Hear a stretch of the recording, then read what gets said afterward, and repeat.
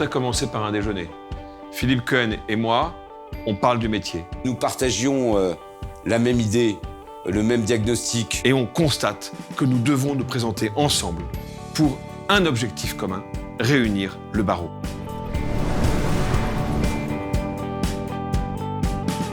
Le barreau de Paris doit être le moteur de l'unité et non pas le moteur de la division.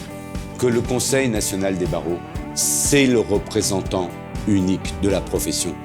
Et que le rôle du barreau de Paris est de travailler à l'intérieur et de convaincre.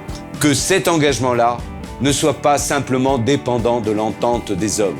Il faut que ce soit un engagement structurel, solennel. Nous soumettrons à la première séance du Conseil de l'Ordre une motion et une délibération solennelle du Conseil de l'Ordre pour que l'engagement du barreau de Paris soit décidé d'une manière pérenne par le Conseil de l'Ordre dans son ensemble et ne dépende plus simplement de l'humeur du bâtonnier. Il est important de faire de séances du Conseil de l'Ordre en commun, pas seulement avec Saint-Pétersbourg, Bruxelles, mais également avec Marseille, avec Lyon, avec Bordeaux.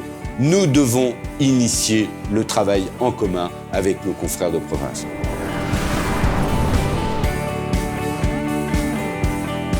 C'est un moyen permettant de restaurer les liens entre l'ordre et l'avocat. C'est visualiser toutes les séances du Conseil de l'Ordre. C'est avoir accès à tous les MOOC possibles. C'est saisir le médiateur de l'ordre.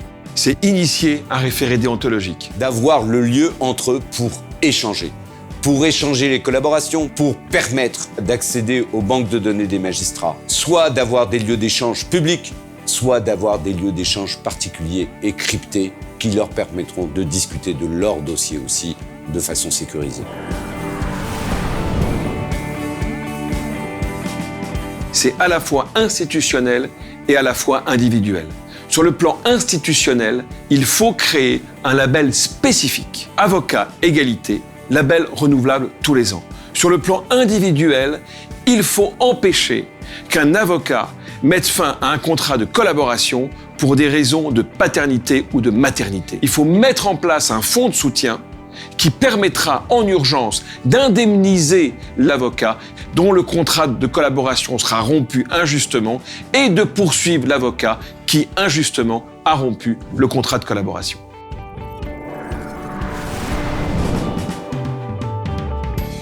L'ordre doit aider l'avocat à se développer.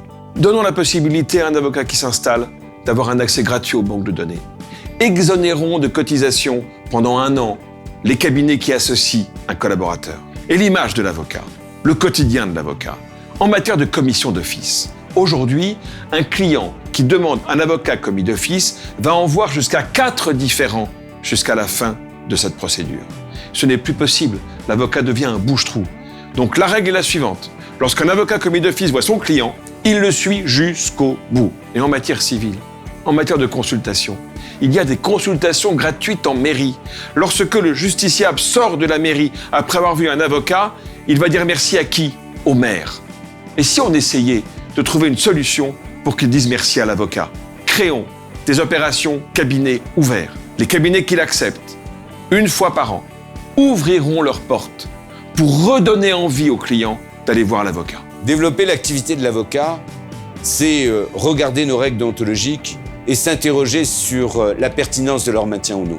Et nous devons lever l'interdiction du pacte de côté litis, car aujourd'hui, cela constitue un frein à l'accès au droit et à l'avocat.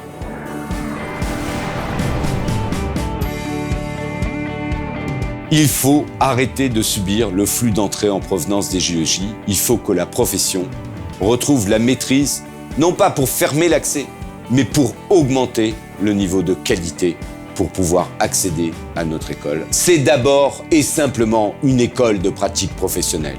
3 choses. Déontologie, unité de la profession.